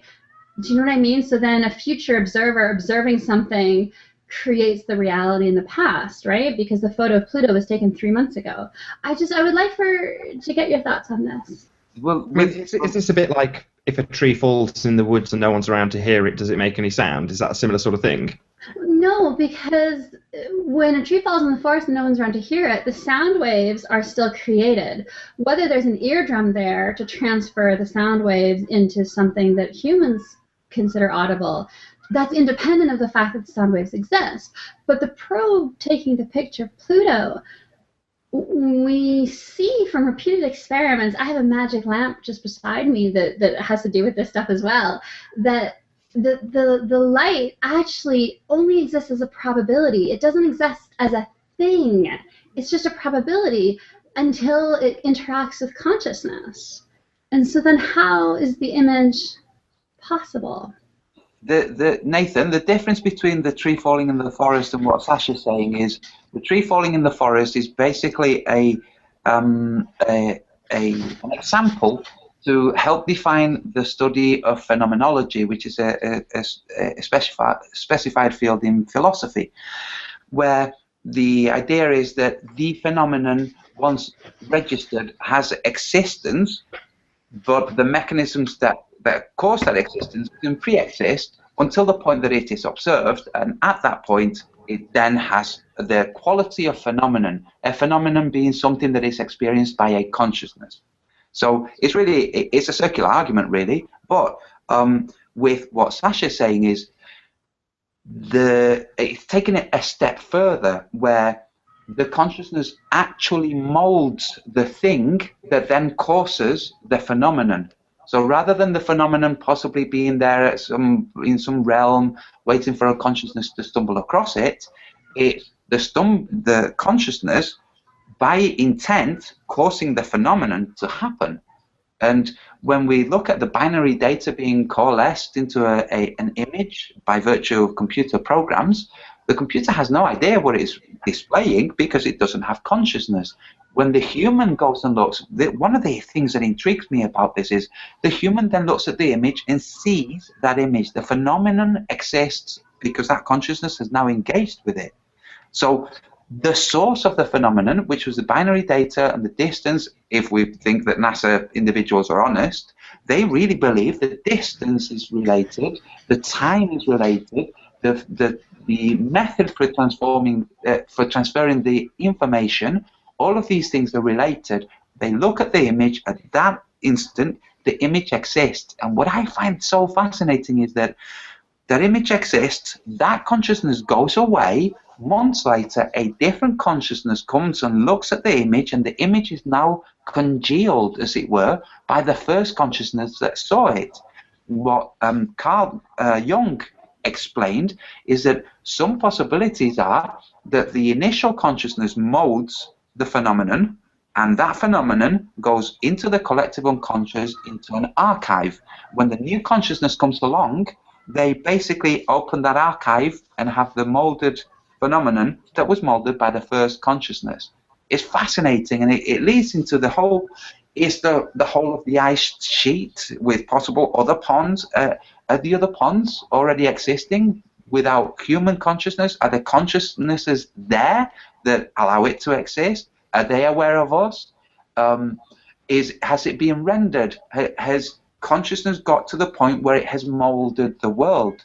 Because, like, even in religious texts, the whole Genesis, in all of the religious texts that talk about a deity, an entity, a creator God, the first thing that's there is consciousness that creates molds. And it's amazing to find it through physics. Yes, consciousness does mold. In terms of the column of glass that turns out to be water, when the observer tries to figure out what they're looking at, and they're asking themselves, I want clarity, and suddenly there's clarity, oh, it's water. That consciousness has created a difference in what looked like a glass bar. It has created difference that can be observed by that consciousness as water. That impact has been created by that consciousness. Before that consciousness engaged, all there was what looked like a bar of glass. It's a new phenomenon, the leaning over of the water or the spurting. That's created by the consciousness. So in the same way, Nathan, when you've been talking about conjuring up a cup of tea with words, please, can I have a cup of tea? And a cup of tea arrives. It's similar to that, but without voicing. But chemists have found that once they crystallize a compound, once one chemist does it, all of a sudden, chemists all over the world will find it easier to crystallize that compound. So there seems to be, and that's that collective unconscious that Carl Jung was talking about in the archetypes, and that ties into what you're saying, which is that once you create the reality, it's more accessible to others. And to me, I found that fascinating that it came from chemists, from this idea. Once you synthesize a compound, then all of a sudden it becomes easier to synthesize. And so I think about the flat Earth with people falling off the edge, and the Dark City movie, that old movie, Yes. where there's this edge, but as human consciousness ventures out past what we see as Antarctica, then we would in effect be bringing into existence the vast plain or the edge of the dome or what have you, so that it might actually be unset, uncongealed, using the words that you said, Antonio. So it might still be in a realm of probability. Sorry to interrupt, Sasha. Is what you're saying that in the same way as we had a map of the world, we had the map on Monday and it showed us all of the lands, could potentially the new world exist because people have gone out looking for it? Is that kind of what you're saying? Well, because what we know from particles is that they'll be in a state of probability. So maybe there's a 90% probability that you'll find the electron here, and there's a 10% probability that you'll find it there. But by looking here, then it manifests here.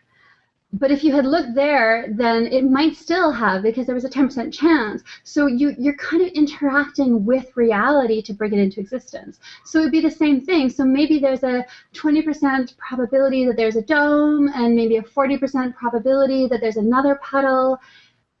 And they just exist as probabilities, but they're not set. They're not determined. It doesn't mean that one is more probable, therefore it is. It just means that there's more probability, but it's not certain. And until our consciousness interacts with it, it's still open. And is this like, is it called Schrodinger? Is that right? Schrodinger's cat, where he puts a cat in the fridge? Is that the one? Similar?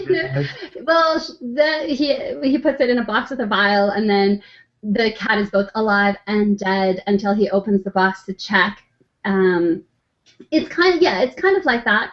But the implications of this, though, with what Antonio was saying about the column and the wanting to know what it is, wanting that certainty, makes it behave in a way that allows you to get an answer. So it's not just that we're affecting things, we're actually affecting things in the direction that we want, that is useful to us. So my magic lamp, I want it to be pink or lavender because it's most beautiful when it's pink and lavender. And so when I'm focused and I'm in the zone, it just stays pink and lavender. Whereas if I'm not, then it just goes through all the different colors. So it's not just that we're having an effect, it's that we can guide it. So it suggests that there might be a 40% probability of a dome and a 20% probability of another puddle. The first people to go out there and explore are going to shape what they find. Because even if the probability is lower, that doesn't mean it's not going to happen. So if they want it to be the dome with another puddle, in essence, they might be able to affect that probability to manifest that. And once they do, then that's set. Then anyone who follows behind them is going to find the next puddle. So that's why if there's a possibility that it's undetermined, then do we want it to be our military arms of our governments that are at the forefront of exploration? Because what are they going to find? They're going to find territory to fight over. They're going to find people to fight for it. Whereas maybe if it's a different type of person that is sent on the expedition, maybe they'll find something else. I have a somebody mentioned in chat consciousness of water, and Dr. Sarumoto. Brilliant observations. How you can have and this links to, unfortunately, this actually links to magic possibly being real in terms of a mysteriously misunderstood thing that has impact, that can create. So we've spoken about the Illuminati and the New World Order and these organizations portraying themselves as having abilities that are magical.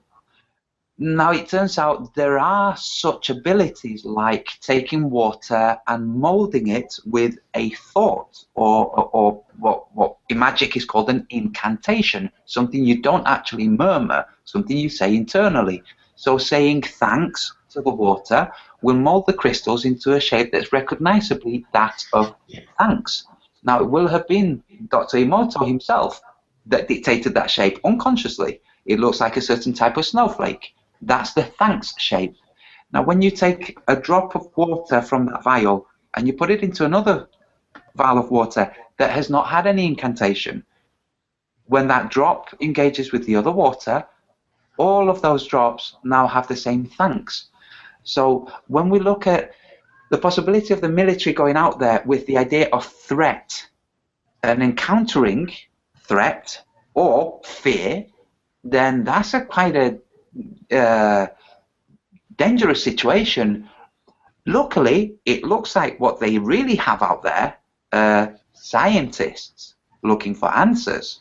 So the likelihood that they'll find things that are less threatening is wider. I think. I suspect that some of the studies going on out there are not going on so that they can be used as a cover for the military being there. I think some of the experiments and observations going on there are legitimately trying to make sense of the world.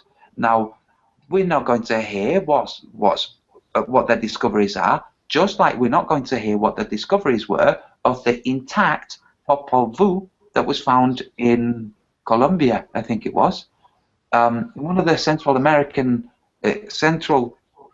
South American countries. A huge mountain turned out to be a pyramid, and the top of this pyramid, it had overgrown with jungle. The top of this pyramid turned out to have, go Sasha, it's okay. Yeah, I'll mute it. The top of the pyramid turned out to have an intact version of the Popol Vuh, which is the creation myth and evolution myth, what we call myth, the explanation from the Maya and the Olmec and the Toltec. We haven't seen this. The Christians, when they arrived at the Mayan temples, destroyed this way back when. The conquistadores, they just destroyed everything that was heretical. So to find an intact, translatable Popol Vuh, we don't hear what they're doing. It's now guarded. You can't just go up there on a holiday. Now, they've also found the ancient Hall of Records in Egypt. We're not having discussions of what their discovery is, what this uncovered there. And we're naive if we think that the guys out in Antarctica are just killing time, eating fish fingers, and just, letting their bank accounts increase whilst they're out there. They're doing experiments, but we shouldn't be surprised that we don't hear what their results are. And I think once we bend our mind to discovering what they're doing, we can actually mold the results that they get. So if we all think expanse of land with benevolent tribes elsewhere that don't have diseases that will wipe us out, that are really cool, have technology or whatever, we could mold that. I mean, it's magical thinking, but Isaru Emoto demonstrated that magical thinking actually works. It could also be why when somebody cooks for you or makes a drink for you and you're grateful for that drink, whether you say thank you or not, that gratefulness is there, that thanks is there, and you then taste the drink and it's the best drink you've had. It's because you've just molded it with your gratitude. So let's have that's a useful opportunity, actually, Antonio, for me to come on to something that was kind of the original premise for doing fourth wall mechanics, or mechanics of the fourth wall, which was about magic in general. Again, on the Skype conversation we had a couple of days ago, you were saying that a lot of the subliminal programming is left there in plain sight for us to find, to convince us of the idea that we can actually be programmed by their tricks and ploys. And off the back of that conversation, Sasha basically started talking about one particular magic trick, so the coin in the bottle trick. And the question she asked was, how does that trick work? And specifically referring to how do you get the coin into the bottle? And I was quick to point out that isn't really the trick. That's actually quite simplistic. And the same applies to things like the globe lie. The globe, once you spot it, isn't really the magic trick. It's all of the stuff that goes behind the scenes that you don't see that makes the trick work. So even if you're exposed to the magic trick, you're told that the globe is fake and the globe is a lie and the globe is nonsense. You still don't see all of the mechanisms that have been put in place before the actual trick to make you fall for the trick. So in the case of the bottle trick, I've seen, I can't remember the magician, but he did a similar thing, and it takes lots and lots of research to get to this point. But he has a lady walk past him in the street, and he starts quizzing her about various parts of her personal life. And then as the trick goes on, he sets like fire to his chest, and it says one of those personal details. But he's filming a train go by with all of the personal information on the train as it goes by. Now, to the unwitting audience, it seems like that woman has actually just stumbled upon this magician, and then he knows lots and lots of information about her. The real trick is that they've spent months in advance actually researching this woman, finding out where she goes, finding out what she does, in some cases replicating property so that they can fool her into thinking they've, I don't know, destroyed her watch in a bottle. But that is the actual trick, the getting the watch or the phone or whatever it is into the bottle. That's a really small and boring part of the trick. And usually when magicians expose their trickery, that's the bit they'll expose. They won't tell you that they've spent months researching the victim. They'll just show you how the actual trick, the end result of the trick, how the watch or the coin goes into the bottle. But that's not the magic trick. Yes, it's the preparation, the hiding is the trick. Absolutely. Right. While I've drawn almost to silence with that one, I'm hoping to round out the show with one more topic, if that's okay by you guys. I'm loving it. I'm really enjoying it. I'm really enjoying the show. Can we round out with one final topic, which I'm hoping Sasha will open up with, just so you know you're still on mute, Sasha. There we go. One of the topics that kind of gets my goat and tends to get me quite frustrated is the topic of clones. And again, on the conversation we had a few days ago, Sasha was, I'm getting goosebumps just thinking about this, but really gave some fantastic insight into the subject. Can you maybe give us a bit of a talk on that, Sasha? Well, yeah, sure. So it was Nicki Minaj was one of the first to start with the Stop Human Cloning hashtag. And it has to do with that subtlety thing. Nicki Minaj, in order to be where she is and to have the fame that she has and to maintain it, you have to have the plastic surgery, you have to have the manufactured image, you have all these 12 to 16-year-old girls that are emulating you, that are dressing as you, you have fans that are getting plastic surgery to look like you, and you don't even look like you because your image is so, it's photoshopped, it's controlled, and so I think that for me, my interpretation was stop human cloning in the sense of stop trying to have all these people look like her, Nicki Minaj, and she doesn't even look like her. So she's a clone of herself, of a better version of herself, but not an actual clone. It's more this idea of drones, of empty humans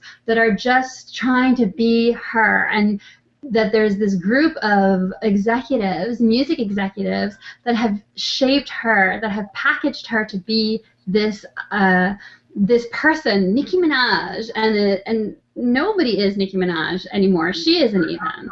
And so I think that was that idea of stop human cloning. It was a metaphor for this mindless emulating of celebrities that are just these prepackaged. And even for myself, like I put highlighter and shading so that you don't quite tell just how much my cheeks have filled out.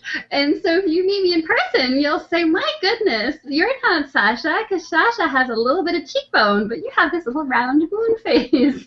And so I feel that myself. So if people were emulating me, maybe they would be like, oh, I have to lose weight to have the cheekbone. Well, I don't even have that right now. So I think that idea, stop human cloning, stop trying to be so perfect and plastic, and that's so much pressure, and you're just a container for who the executives at the music industry have decided sells best. And then you have all these minions, all these fans that are trying to be exactly like that image. I think that's what got distorted. It was a metaphor and got interpreted as truth. We have to be careful about doing that, I think. Yeah.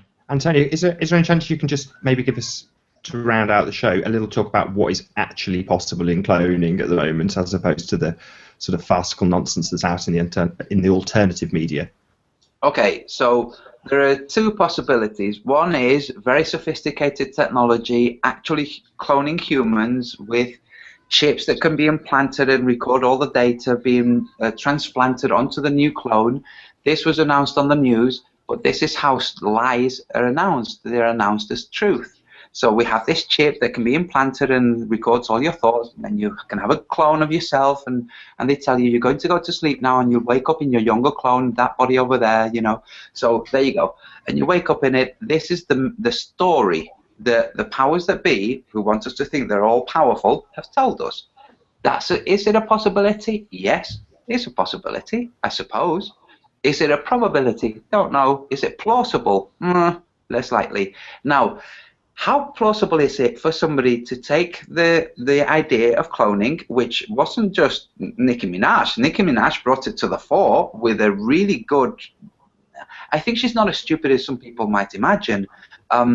So she brought attention to this, and coincidentally, there was somebody else who was creating, or at least expressing a story that had all kinds of elements that combined announcements by the media of cloning technology and what's the term? Not the hierarchical personalities. Sasha, what are they called? The archetypes. Sorry, and archetypes that we have. We have archetypal dreams. We have dreams that express archetypes and that are shared. Not so long ago, everybody was dreaming about being abducted by aliens. Now there's less dreaming about being abducted by aliens. Now there's more dreamings about being in an arena fighting for your life because you've been cloned. Now this has been put out into the collective unconscious. Now, what's more likely, that there really are cloning centers and nothing has been heard apart from one individual who could be easily snuffed out if they wanted to, or that somebody just made this story? Given that Philip K. Dick wrote about clones in the past, lots of his elements have come to fruition, have become truth. So could they be clones? Yes. Could they be just a story? Yes. We don't know. But to assume that there's knowledge that we do know, I think that's a mistake. Like Sasha just said, we have to be careful. There are things, to be frank with all flat earthers, we know that we can know certain things, but these are things that we have direct access to and interaction with. Now, there are elements of those things that we can know that we don't fully understand, like the subtleties behind how they came to be, that we just discussed, you know, superpositional waves and events that don't coalesce until a certain point when our consciousness engages with it. So we know certain things, we can believe other things, but if we think that our belief is knowledge, then we've made a big mistake, because when we accept a belief as a knowledge, we cannot supplant it, because we cannot do it. It's not something that is doable from a human perspective. It's only doable by first removing the belief. So first doubt has to come, and then questioning, and then discovery of flaws, and all the things that help us remove the belief. What happened with all of us when we had the belief of the globe removed by the doubts that were brought to it with the videos we watched and the discussions we heard on the flat earth. When we assume that we know, but that knowledge turns out to be merely belief, we've made a mistake, and we have to be really alert to this. So, for instance, going back to the beginning of tonight's show, Star Gods, Dan Pratt, other people out there know the Patricia Steers, the CIA agents, and all kinds of other stuff. They know that all of us, because we've already mentioned that we've discussed things, off camera, we know each other, we're acquainted due to the flat Earth, just like we'll converse with people in chat. We feel like we know you, but just because somebody knows something doesn't mean that is actually something that's true and knowable. The only way for somebody to know that Patricia Steer is a CIA agent would be for them to also be a CIA agent. There's no chance they're going to know it by being a neighbor or by somebody gossiping about it in a cafe. The only possible way that they would know is if they too were a CIA agent. So unless Dan Pratt is owning up and saying he's not actually on disability payments, he's a CIA agent, and the same with Star Gods and the same with everybody else, you're all full of shit, but you thought that the shit was cake. Yeah. It's true, we have to understand that our world is made of our experience of the world is an indexical experience. We can only experience it from us. I can only experience it through me, by me. And the same with everybody else. And my experience of the world has a combination of truths and then a combination of other things that are mysteries, some of which have glints of truth. But I don't know whether those truths are actually, those glints are of actual truth or merely of beliefs. I have no way of knowing, because those are things I don't have any actual empirical evidence of. And this is what the empiricists were all about. They're talking about things that you can actually attest to. You can say that fire burns because you've been burnt. So it's the same with everything else in life. There will be paranoid people out there who might think that all of us are avatars with that really sophisticated technology when an actor can, supplant, George Bush or whoever. Yeah, but that doesn't mean we are, that knowledge exists, that equipment and technology exists. The same with cloning. Doesn't mean that the cloning centers exist. And we definitely can't know that they exist. We can suspect and we can definitely believe. And people who think that the cloning is true, they believe that it's true. They can't know that it's true. So it's still a big question. This world is full of questions and mysteries, and it takes questioning to find the answers. If you don't do the questioning, you're not going to find the answers. If somebody brought you the answer and you had a belief in there where that answer would fit, it's not going to fit because it's already taken with a belief. This is what I like about the idea of, people are afraid of the very wealthy uploading their consciousness into AI, but you wouldn't upload your consciousness. You would really just be uploading your memories and elements of your personality. And what I love about that is that then they would still need conscious beings to manifest reality around them, right? So sometimes I think that that's what we are. We're just the slaves that are here to manifest reality for an artificial intelligence of other peoples. We could be. We could also be here as the avatars of our own dreams. We don't know. And there's other people with free will, and they have available other mechanisms, and they're exercising their free will, and we succumb to it, and they succumb to us being here. Is an interesting interaction.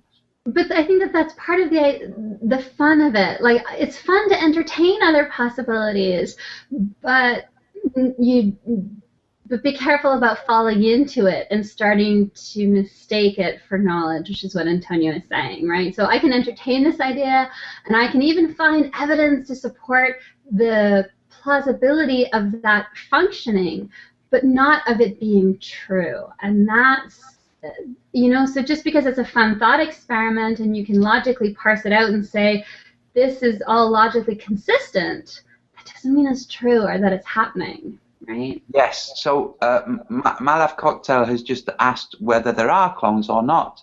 The answer is really, it's not determinable by anybody who is not involved. If it's something that's going on, only those involved can know. We are not involved. We cannot know. And the idea that they exist might actually mold their existence. So maybe if you'd like it to not be true, you start thinking, no, actually, it's just an idea. It's just a very clever. It could be a really good author out there who has written the whole thing out. And if you look at it, it kind of feels a bit like that. If you look at the details, it seems like that. Right now, it's very difficult for new authors to be published. So there are all kinds of websites to publish stories. And with that, people realize that they can create their own website and publish their own story. In fact, they can do the whole thing and make it seem like truth. If you look at, for anybody out there who has not seen the film A Scanner Darkly, if you go online and look for the website for A Scanner Darkly, it's brilliant. It's really good because it's almost like breaking A Scanner Darkly's fourth wall and reaching out through the world of technology. It's very well put together. It was more effective before the film came out, which is when it was set up. But if you imagine it being before the film was released, you'll see how brilliant it is. And anybody can do that. I think we could probably do another 2 hours just on Philip K. Dick. Yes, we could. Now, this is one of the interesting things. So, he had this experience which was a testament to him of a higher consciousness. He called it VALIS, the Vast Active Living Intelligence System, which could transmit information to him. He said it had been transmitting information to him about the future world, which he had written in science fiction novels, thinking himself that they were just science fiction novels, just ideas of the future. But when they started to be manifested in reality in his contemporary time, he had a problem. Eventually, this higher intelligence communicated with him and let him know it really was true and it really was there by doing something. I'll spare you the details, by doing something that it is not something that would be the possibility of random chance. So Philip K. Dick was molding the future or seeing the molded future, which was helped to coalesce by his books and his interaction with this higher consciousness. So it's a possibility. If we start to think of cloning as a really benevolent thing, that's really great, and that all of the stories about all the torture and the murder and the rape and all of those things are just created by an author, I don't know, we can follow that avenue. I'm sure eventually we'll get to the point where we might have such technology. Well, the one thing that I will say, Antonio, is that this narrative is definitely out there in the mainstream media. You've only got to look at things like American Dad or pretty much anything by Seth MacFarlane, and you'll find cloning rife throughout it. Before we wrap up, guys, was there anything you wanted to add, Sasha? And as I say, we could easily spend another 2 hours on Philip K. Dick, but was there anything you wanted to add before we round out the show? No, I think it's wonderful that we're starting to have these conversations of related concepts, but that we're allowing ourselves to play with other ideas. I think this has been really great. That's the thing that I think is one of the assets of the Flat Earth community, is that we are flexible thinkers and that we're not constrained by a dogmatic sense of what has to be real. And I think we should take advantage of that and explore other ideas as well, because I think maybe we can discover other truths, right? So, yeah, so I'm happy to participate in this. This has been a lot of fun, and I hope to do it again. Superb. Antonio, you got any final thoughts before we round out? Yes. One is I'm sure that we'll have you again, because I'm sure it will be popular, and it's fun. It's fun for us, and I'm pretty sure. Well, I hope it's fun for others. My last thought would be to urge people to consider their actions. Consider their actions, the repercussions of their actions. If the intent is malevolent, the person that's going to suffer most from that intent is yourself. This is written in magic with the whole, what you send out, you get back threefold. But consider your actions, your interaction with the world that we live in, dictated by you, not dictated by others. So you can have problems and you can face things that are a horror, but your interaction with the world, as far as you can dictate, are dictated by you, and the repercussions will come to you. I don't mean this as as a warning. It's just a statement of fact. If you have bitterness in your heart, you will send bitterness out and you will receive bitterness. If you want to stop having bitterness in your heart, all you have to do is, first of all, realize that you have bitterness in your heart. Once you realize this, you've started to open the package that you can start to empty. But you'll never do it if you don't realize. So be conscious of your actions. Yeah, definitely. Success breeds success. Happiness breeds happiness. Antonio Subratz, thank you very much for joining us today on Mechanics of the Fourth Wall. My pleasure. And Sasha, otherwise known as Orphan Red, also thank you very much for joining us this evening, or this morning for you. Thank you so much for having me. And to all of you in chat, thank you very much for joining us. This has been Mechanics of the Fourth Wall. I've been Nathan Oakley. I'll see you all in the next video.